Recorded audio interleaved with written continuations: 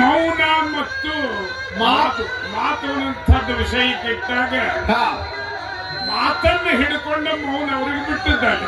ಆಗ್ಯದ ಮೌನನೇ ಬಹಳ ಶ್ರೇಷ್ಠದ, ಮಾತಿನಲ್ಲಿ ಏನು ಆಗ್ತಿಲ್ಲ ಅಂತಿದೆ. ಈಗ ಮಹಾರಾಜರು ಹೇಳ್ಯಾರ, ನೀವೆಲ್ಲ ಕೇಳಿ, ನೀವೆಲ್ಲರೂ ಕೇಳಿದ್ದಾಗ್ಯದ. ಒಬ್ಬ ಒಬ್ಬ ಗಾದಿ ಮಾತುದಲ್ಲಿ ಒಬ್ಬ ಹೇಳ್ತಾನ, ಅದು ಎಂತಾರ್ರಿ, ಮಾತು ಬಲ್ಲವ ಮಾಡಿಕೆ ತಂದಂತ, ಮಾತು ಬರಲಾದವ ಜಗಳ ತಂದ. ನೋಡ್ರಿ, ಮಾತು ಯಾರಿಗೆ ಬರ್ತಾವಲ್ಲ ಅವ ಮಾಣಿಕ್ಯ ತಂದ. ಮಾತು ಬರ್ಲಾರ್ದವ ಅವ ಜಗಳ ತಂದ. ಮಾತಿನೊಳಗೆ ಇಂತ ತಾಕತ್ತದ. ನೋಡ್ರಿ, ಶಾಲೆ ಒಳಗೊಂಡು 100 ಜನ ಹುಡುಗರು ಕೇಳಲಿಕ್ಕೆ ಕೂತಾರ. ಶ್ರೇಷ್ಠವಾಗಿರ್ತಕ್ಕಂಥ ಶಿಕ್ಷಕರು, ವಿದ್ಯಾ ಕಲಿಸಂತ ಶಿಕ್ಷಕರು ಮಾತಿನಿಂದ ಮಾತಾಡಿ ತಿಳಿಯುವಂಗೆ ಹೇಳಿದ್ರೆ 100 ಮಂದಿಗೆ ವಿದ್ಯಾ ಬರ್ತದೆ, 1,00,000 ಮಂದಿಗೆ ವಿದ್ಯಾ ಬರ್ತದೆ. ಮತ್ತು ಗುರುನೇ ಮೌನ ಕೂತಂದ್ರೆ ವಿದ್ಯಾ ಬರುದೇ ಅಂತ ಬರ್ತದನ್ರಿ. ವಿದ್ಯಾ ಬರ್ತದೆ ಯಾರಿಗೆ? ಅರಕೇರಿ ಸಿದ್ದಪ್ಪ ಮಹಾರಾಜು ಉಪಾಸಿದ್ದ ಚೋಳಿಗೆ ಹಾಕೊಂಡು ಬೇಡಿ ಚಟ್ಟಿ ಜಾತ್ರೆ ಇದೇ ದಿನಕ್ಕೆ ಚಟ್ಟಿ ಅಮಾವಾಸ್ಯೆಗೆ ಆಗಲಿ ಅಂತ ಹೇಳಿ ಸಾರಿ ಹೇಳಿದ್ರಂತ ಹೇಳಿ ಚಟ್ಟಿ ಜಾತ್ರೆ ನಡೆದ. ಆಗ್ಯದು ಏನು ಬರೇ ಮೌನವಾಗಿ ಕೂತಿದ್ರೆ ಆಗ್ತಿತ್ತು. ಇದಲ್ಲೂ 1 ಕೋಟಿ ಮಂದಿ ಸುಗಮ ಸಂಗೀತ ಕೇಳಿ ಕೂತ. 1 ಕೋಟಿ ಮಂದಿ ಕೂತಾರ ಸುಗಮ ಸಂಗೀತ ಕೇಳಿ. ಆ ಸುಗಮ ಸಂಗೀತ ಕೇಳಿ ಕೋಟಿ ಮಂದಿ ಆನಂದ ಆಗ್ತಾರ, ಆನಂದ ಪಡ್ತಾರ. ಮತ್ತು ಕೋಟಿ ಮಂದಿನ ಸಮಾಧಾನ ಮಾಡುವಂತ ವಿದ್ಯಾ ಮಾತಿನಿಂದ ಆಗಲಿಕ್ಕಂದ್ರೆ ಕೋಟಿ ಮಂದಿ ಆ ಗಾಯನವ್ರು ಕೇಳಿ ಸಿಗುತ್ತೇನ? ಮೌನ ಆಗಿದ್ರ ಬರೇ ಮೌನ ಆಗಿ ಸುಮ್ಮ ಕೂತಿದ್ರೆ ಸಿಗುತ್ತದೇನವ್ರಿಗೆ? ಇಲ್ಲ. ಇವತ್ತು ಮಾಸ್ತರ್ ಒಬ್ಬ ಗುರು ಸ್ಥಾನದಾಗ ಕೂತಾರೆ. ಎಲ್ಲಿ? ಪೀಠಕಾದ ಮೇಲೆ ಕೂತಾರೆ. ಅವ ಸುಮ್ಮ ಬಂದು ಕೂತ ಅಂದ್ರೆ ಇವರಿಗೆಲ್ಲ ಪ್ರವಚನ ತಿಳಿತದೇನು? ಇಲ್ಲ, ತಿಳಿಲಿಕ್ಕೆ ಸಾಧ್ಯ ಇಲ್ಲ.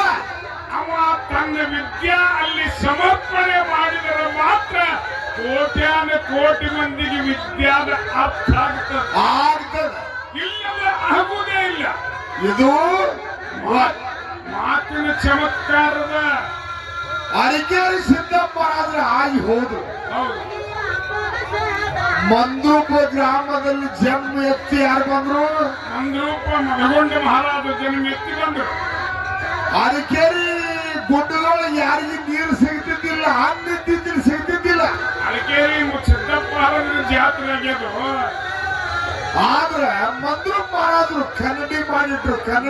ಮಂದ್ರೂಪ್ ಮಹಾರಾಜರು ಮಠವನ್ನು ಕಟ್ಟಿ ಸಾವಿರ ಮೇಳಗಳನ್ನು ತಯಾರು ಮಾಡಿದ್ರು. ಹಾಡಿ ಮಾತು ಹೇಳಿ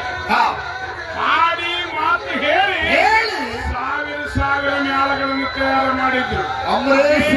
ಅದೇ ಮಹಾರಾಜರು ಮೌನವಾಗಿ ಸುಮ್ಮ ಕೂತಿದ್ರೆ 1000 ಮಂದಿಗೆ ವಿದ್ಯಾ ಸಿಗುತ್ತೇನು? ಮ್ಯಾಳ ಆಗ್ತಿತ್ತು ಏನಿಟ್ಟು? ಜಗತ್ತಿನೊಳಗೆ ಮ್ಯಾಳ ಆಗ್ತಿತ್ತು ಏನು? ಬರೇ ಮೌನಪ್ಪ. ಅಮರೇಶ್ವರ ಮಹಾರಾಜರಿಗೆ ಉಪದೇಶ ಮಾಡಿಕೊಂಡ ಮಂದ್ರೂಪ್ ಮಹಾರಾಜರು ಮೌನವಾಗಿ ಕೂತು ಕೊಟ್ಟಾರೋ? ಏನ್ ಅಂತ ಮಂತ್ರ ಬಾಯಿಂದ ಉಪದೇಶ ಕೊಟ್ಟಾರೋ? ಮಂದ್ರೂಪ ಮನಗೊಂಡ ಮಹಾರಾಜರು ಅಮರೇಶ್ವರ ಮಹಾರಾಜಿಗೆ ಉಪದೇಶ ಮಾಡುವ ಹೊತ್ತಿನಲ್ಲಿ ಬಾಯಿಲಿಂದ ಉಚ್ಚಾರ ಮಾಡಿಕೊಟ್ಟಾರೋ? ಮೌನವಾಗಿ ಬರೀ ಹಸ್ತ ಇಟ್ಟಾರೋ? ಇದನ್ನ ಅಮರೇಶ್ವರ ಮಹಾರಾಜರು ಮಂಗಳಾರ್ಥ ಆಗುದ್ರೊಳಗೆ ಹೇಳಬೇಕು. ಇದನ್ನ ಅಮರೇಶ್ವರ ಮಹಾರಾಜರು ಮಂಗಳಾರ್ಥ ಆಗುದ್ರಾಗ ಶ್ರದ್ಧೆ ಹೇಳ್ತಾರೆ. ಆದ್ರೆ ಬಾಯಿಲೆ ಉಚ್ಚಾರ ಆಗಲಾದ್ರೆ ಮೌನ ಇದ್ದರೆ ಏನೂ ಯಾರಿಗೂ ತಿಳಿಯುವುದಿಲ್ಲ. ದುಡುಕಿಗೆ ಫಲ, ದುಡುಕಿಗೆ ನಮಗೆ ಅರ್ಥ ಆಗುವುದು ಏನಂದ್ರೆ ಮಾತಿನಿಂದಲೇ ಜಗತ್ತಿಗೆ ಎದಲಿಕ್ಕೆ ಬರ್ತದೆ. ಮಾತಿಗೆ ಜಗತ್ತಿಗೆ ಎದಲಿಕ್ಕೆ ಬರುವುದಿಲ್ಲ. ಕೈಲಾಸದಲ್ಲಿ ಇದೇ ಹೇಳಿದ್ರೆ ಮತ್ತೊಂದು ಮಾತ್ರ 45 ಮಿನಿಟ್ ಮಾತಾಡ್ಯಾರ ಯಾರು? ಸಿದ್ದೇಶ್ವರ ಮಹಾಸ್ವಾಮಿಗಳು. ಅದನ್ನ 1,00,000 ಮಂದಿ ಕೇಳ್ಯಾರ, ಮೌನವಾಗಿ ಕೂತು ಕೇಳ್ಯಾರ. ಆದ್ರೆ ಮಾತನಾಡಲಾರ್ದೆ ಕೇಳ್ಯಾರೋ, ಮಾತಾಡಿ ಕೇಳ್ಯಾರೋ? ಮಾತು ಹೇಳುವಾಗ ಮೌನ ಕೂತಾರೋ ಏನು ಮೌನ ಕೂತವ್ರ ಮುಂದೆ ಮಾತು ಹೇಳ್ಯಾರೋ? ಮೌನ ಕೂಡ್ಲಿ ಅವರು ಮಾತು ಹೇಳಿದ ಮೇಲೆ ಅವ್ರು ತಿಳಿದ್ರು. ಏನು ಮಾವನ ಬರೇ ಮೌನ ಕೂತ ತಿಳಿದಿತ್ತು? ಇಲ್ಲ, ಮೊದಲು ಮಾತು ಬಹಳ ಮುಖ್ಯದ. ಮಾತಂದ್ರೆ ಬೇರಿದ್ದಂಗ, ಮೌನ ಅಂದ್ರೆ ಟೊಂಗಿಗಳಿದ್ದಂಗ. ಮಾತ ಗಿಡದ ಬೇರಿದ್ದಂಗ, ಕುಕ್ಕ ಬೇರೆ. ಆ ಬೇರಿದ್ದಂಗ ಇವೆಲ್ಲ ನಿಮ್ಮ ಮೌನವಾಗಿರುವ ಏನು ಋಷಿಮುನಿಗಳಿದ್ದಾರ ಅದರ ಟೊಂಗಿಗಳಿದ್ದಂಗ. ಅದಕ್ಕೆ ನಾನು ಸರ್ವಜ್ಞ ಕವಿ ಏನಂದ? ನುಡಿಯಲ್ಲಿ ಹಚ್ಚತ್ತು ನಡಿಯಲ್ಲಿ ತಪ್ಪಿದ ಹಿಡಿದಿದ್ದ ಧರ್ಮ ಹೆಡೆಮರಳಿ ಕಚ್ಚಿತ್ತು ಹೆಡೆನಾಗ ನೋಡ ಸರ್ವಜ್ಞ. ಮಾತನಾಡುವುದರಲ್ಲಿ ಸರಳವಾಗಿ ಮಾತನಾಡಿ ನಡೆಯುವುದರಲ್ಲಿ ತಪ್ಪಿದೀವಿ ಅಂದ್ರೆ ಅದೇ ಧರ್ಮ ನಮ್ಮನ್ನ ಹಾವಾಗಿ ಕಚ್ಚಲಾರದೆ ಬಿಡುವುದಿಲ್ಲ. ಯಾಕ ಮಾತಿನಾಗ ಅಂತ ತಾಕತ್ತದ. ಮಾತು ನಂಗೆ ನಡೆದರೆ ಮಾತ್ರ ಜಗತ್ತಿನೊಳಗೆ ಕಿಮ್ಮತ್ತದ. ಬರೇ ಮೌನವಾಗಿ ನೀವು ಕೂತ್ರಿ ನಾವು ಕೂತು ಅಂದ್ರೆ ತಿಳಿತದೆ ಏನೇನ್ರಿ? ಕಾಲು ಹೋಗಿದ್ದಾರೆ. ಮೌನ ಇದ್ರೆ ಏನು ತಿಳಿದಿಲ್ಲ. ಹೌದಿಲ್ರಿ? ಎಷ್ಟೇ ಗದ್ದಾದ್ರೂ ಸಹಿತ ನಾವು ಹೇಳುವುದು ಹೇಳೇ ಬಿಡೋರಿದ್ದೀವಿ. ಅದ್ರಾಗೇನು ಬೇರೆ ಇಲ್ಲ. ಅವರು ಒಂದು 10 ಮೈಕ್ ಹಚ್ಚಿ ಮಾತಾಡ್ತಾರ, ನಾವು ಒಂದು 10 ಮೈಕ್ ಹಚ್ಚಿ ಮಾತಾಡೋದೇ. ಕೈಲಾಸದಲ್ಲಿ ಗುರು ಶಿಷ್ಯರು ಮಾತಾಡಿದ್ರು ನೋಡ್ರಿ. ಕೈಲಾಸದಲ್ಲಿ ಯಾರು? ಸೋಮಲಿಂಗ ಅಮೋಘ ಸಿದ್ಧ ಮಾತಾಡಿದರು. ಹಗಲು 12 ವರ್ಷ 12 ವರ್ಷ ಅಮೋಘ ಸಿದ್ಧ ಸೇವಾ ಮಾಡ್ತಿದ್ದ. ಗುರುಗೌರಿ ಸೋಮಲಿಂಗನ ಸೇವೆಯನ್ನು ಮಾಡಿದ್ದ. ಸೋಮಲಿಂಗನ ಸೇವಾ ಮಾಡಿದ್ದ. ಇಬ್ರು ಮಾತಾಡಿದ್ರು. ಹೌದೇನಂತಾರ? ನಾವು ಇನ್ನು ಮ್ಯಾಲೆ ಭೂಲೋಕಕ್ಕೆ ಹೋಗುವಂತ ಮಾತಾಡಿದ್ರು. ಹೌದು. ಯಾಕ್ರಿ? ಯಾಕಂದ್ರೆ ಮಾನವನ ಉದ್ಧಾರ ಮಾಡಿದ್ರು. ಮಾತಾಡಿ ಭೂಲೋಕಕ್ಕೆ ಕೇಳಿದ್ರು. ಇಳಿಯುವಾಗ ಹೇಳಿದ ಸೋಮಲಿಂಗ ಗುರು ಹೇಳಿದ ಅಮೋಘ ಸಿದ್ಧ ನೀ ಹೊಳ್ಳಿ ನೋಡಬೇಡ ಅಂತ ಹೇಳಿದ್ದ. ಹೌದು ಹೇಳಿದ್ರು ಸಹಿತ ಅಮೋಘ ಸಿದ್ಧ ಕೇಳಿಲ್ಲ. ಮಕನಾಪುರಕ್ಕೆ ಬಂದು ಹೊಳ್ಳಿ ನೋಡಿದ. ಮಕನಾಪುರದಾಗ ಸೋಮಲಿಂಗ ಗುರು ಉಳಿದ. ಅರಕೇರಿ ಅಮೋಘ ಸಿದ್ಧ ನೆನೆಸಿಕೊಂಡ. ಇದು ಮಾತಾಡಿದ್ದು ಮಾತಾಡಿದ್ದಕ್ಕೆ ಹಿಂಗಾತು. ಏನು ಸುಮ್ಮಿದ್ರೆ ಹಿಂಗಾಗ್ತಿತ್ತು? ಮಾತಿನಲ್ಲಿ ಅಂತ ತಾಕತ್ತು. ಹೊಳ್ಳಿ ನೋಡಬೇಡಂತ ಗುರು ಮೊದಲು ಹೇಳ್ಯಾನ. ಮಾತು ಹೇಳಿದ್ರು ಸಹಿತ ಅಮೋಘ ಸಿದ್ಧ ಕೇಳಿಲ್ಲ. ಗುರುವಿನ ಹೊಳ್ಳಿ ನೋಡ್ಯ. ಮಾಯಿ ಮಕನಾಪುರದಲ್ಲಿ ಗುರುದೇವ ಉಳಿದ. ಅಲ್ಲಿ ಮಕನಾಪುರದಾಗ ಸೋಮಲಿಂಗ ಉಳಿದ. ಅರಕೇರಿಯಾಗ ಅಮೋಘ ಸಿದ್ಧ ಮೊದಲು ನಡೆದ. ಒಂದು ಅರಕೇರಿ ಒಳಗೆ ಪವಾಡ ಬೆಳಿಬೇಕಾದ್ರೆ ಗುರುವಿಗೆ ಬಂದಿದ್ದು ಮಾತದ. ಅದಕ್ಕೆ ಮಾತಿನಿಂದಲೇ ಜಗತ್ತು ನಡೆದದ. ಮಾತು ಹೇಳಿಕೆ ಏನು ಜಗತ್ತು ನಡೆಯಲಿಲ್ಲ. ಇಲ್ಲೆಲ್ಲರೂ ತಮ್ಮ ಸೇವಾ ಮಾಡ್ಲಿಕ್ಕೆ ಹತ್ಯ. ಕೆಲವು ಮಂದಿ ಕೇಳ್ಕೊತ ಕೂತೀರಿ. ಈ ಗುಡ್ಡದಾಗ ಏನು ಯಾರು ಮಾತಾಡಂಗಿಲ್ಲ. ಮೌನದ್ರ ಜಗ ಇದೇನು ಬರೋ ಜಾತ್ರೆ ಅಂತಾರೆ. ಆಗಲೇ ಹೇಳ್ಯಾರ ಜಾತ್ರೆ ಹೋಗು. ಅದು ಹೇಳಿ ಅವರು ಜಾತ್ರೆ ಹೇಳಿ. ಆದ್ರೆ ಮೌನ ಎಲ್ಲಾರು ಕೂತ್ರು ಜಾತ್ರೆ ಅಂತಾರೆ. ಇಲ್ಲ, ಎಲ್ಲಾರು ತಮ್ಮ ತಮ್ಮ ಕಲೆಯನ್ನ ಇಲ್ಲಿ ಸಮರ್ಪಣೆ ಮಾಡಿದ್ರೆ ಜಾತ್ರೆ ಅಂತ. ಇಲ್ಲಂದ್ರೆ ಜಾತ್ರೆ ಅನ್ನೋದಿಲ್ಲ. ವಿದ್ಯಾ ಎಲ್ಲರಿಗೂ ತಿಳಿಬೇಕಾದ್ರೆ ಎಲ್ಲರೂ ಸೇವಾ ಮಾಡ್ಬೇಕಾದ್ರೆ ಮೌನ ಆಗೋ ಸಮಯ ಅದು ಬೇರೆ. ಮೌನ ಆಗೋ ಸಮಯ ಅಂದ್ರೆ ಮುನಿಗಳ ಮೌನವಾಗಿರ್ತಾರೆ. ಸೋಹೊಮ್ಮ ಏಕಾಗ್ಬೇಕು, ಒಂದಾಕಾರ ಆಗ್ಬೇಕು. ಅಲ್ಲ, ಎಲ್ಲರೂ ಮುನಿಗಳ ಮೌನವಾಗಿದ್ರೆ ಅಲ್ಲಿ ಮೌನ ಆಚರಿಸಲಿಕ್ಕೆ ಬರ್ತಾರೆ. ಇಲ್ಲಂದ್ರೆ ಎಲ್ಲರೂ ಮೂಕಾದ್ರೆ ಏನೂ ತಿಳಿದಿಲ್ಲ. ಅದಕ್ಕೆ ಜಾತ್ರೆ ಅದ. ಹೀಗೆಲ್ಲ ಜಾತ್ರೆಯಲ್ಲಿ ನಡೆಯುವುದ. ಯಾರಿಗೆ ಎಷ್ಟೆಷ್ಟು ತಿಳಿತಾರೆ ಅವ್ರಿಗೆ ಕಿವಿಗೆ ಬಿದ್ದಷ್ಟು ತಿಳಿತಾರೆ. ಅಮೋಘ ಸಿದ್ಧ ಗುರುವಿನಲ್ಲಿ ಬೇಡಿದ ವರವು ಎಂತಾದ್ರಿ? ಅಮೋಘ ಸಿದ್ಧ ಏನು ಬೇಡಿದ? ಬಡವಗೆ ಭಾಗ್ಯ ಬಂಜಿಗೆ ತೊಟ್ಟಲ್ಲ, ಮಳಿಕೀಲ ಬೆಳಿಕೀಲು ಹೋಮದ ಕಂಬಳಿ ನೇಮದ ಇವೆಲ್ಲಾನು ಬೇಡ. ಇದು ಮಾತು ಏನಿದು? ಹೇಳ್ರಿ. ಮಳಿಕೀಲಿ ಬೆಳಿಕೀಲಿ ಬಂಜಿಗೆ ತೊಟ್ಟಲ್ಲ, ಬಡವಗೆ ಭಾಗ್ಯ ಹೋಮದ ಕಂಬಳಿ ನೇಮದ ಬೆತ್ತವನ್ನು ಬೇಡ್ಯಾನೋ ಅಥವಾ ಇಲ್ಲೋ? ಇದೇನು ಮಾತಿನಿಂದ ಕೇಳಿದ್ವು? ಮೌನಾಗಿ ಸುಮ್ಮ ಕೂತಿದ್ದವ. ಅಪರೇಶ್ವರ ಮಹಾರಾಜರು ಬಹಳ ಚಲೋ ವಿಷಯ ಇಟ್ಟಾರೆ ಇವತ್ತು. ಅವ್ರು ಬಹಳ ಒಳ್ಳೆಯ ವಿಷಯ ಕೇಳ್ಯಾರೋ ಏನು ಮೌನ ಇದ್ದಾರೋ? ಅಮೋಘ ಸಿದ್ಧಿಯ ಮಾತಿನಿಂದ ಕೇಳಿದ್ರು ಇಲ್ಲ ಏನು ಅವನಾಗಿ ಇಬ್ರು ಕೂತಿದ್ರು. ಇಷ್ಟೇ ಒಂದು ಮಾತಿನ ವಿಷಯ. ಇದು ಜಗಳ ಅಲ್ಲ, ಸಂವಾದ. ಜಗಳಂತ ಯಾರಂತಾರ ಅವ್ರ ಹೊಲ ನಾವು ಕಸ್ಕೊಂಡಿಲ್ಲ, ನಮ್ಮ ಹೊಲ ಅವ್ರು ಕಸ್ಕೊಂಡಿಲ್ಲ. ವಿಷಯ ಚರ್ಚೆ. ಕೈಲಾಸ ಬಿಡು ಹೊತ್ತಾಗೂ ಮಾತಾಡ ಮತ್ತು ಬಂದ ಅಮೋಘಸಿದ್ದೀವೆಲ್ಲ ಸೋಮಲಿಂಗಕ್ಕೆ ಬೇಡಪ್ಪ. ಇದು ಅಮೋಘಸಿದ್ದ ಆಯ್ತು. ಮಾತು ಬೇಡಿದ್ದತಿರೋ ಏನು ಕೊಟ್ಟಿದ್ದತಿರೋ. ಮಂಗಳವೇಳಿದ್ದ ಅದಕ್ಕೆ ಹುಲಜಂತಿ ಗ್ರಾಮಕ್ಕೆ ಯಾವ ರೀತಿ ಮುಂಡಾಸ ಆಯ್ತು? ಮಾತಿನಿಂದ ಯಾವ ರೀತಿಯಾಗಿ ಮುಂಡಾಸ ಯಾವ ರೀತಿ ಆಯ್ತು? ಬರೇ ಮುಂಡಾಸ ಏನು ಸೌನವ್ರು ಒದರ್ತಾರೆ ಹೇಳುದು. ಇಲ್ಲ, ನಮ್ಮದೊಂದು ಮಾತು ಹೇಳಿಬಿಡುದು. ಇಂಡಿ ತಾಲೂಕಿಗೆ ಸದ್ಯ ಚರ್ಚೆನಾಗಿದೆ.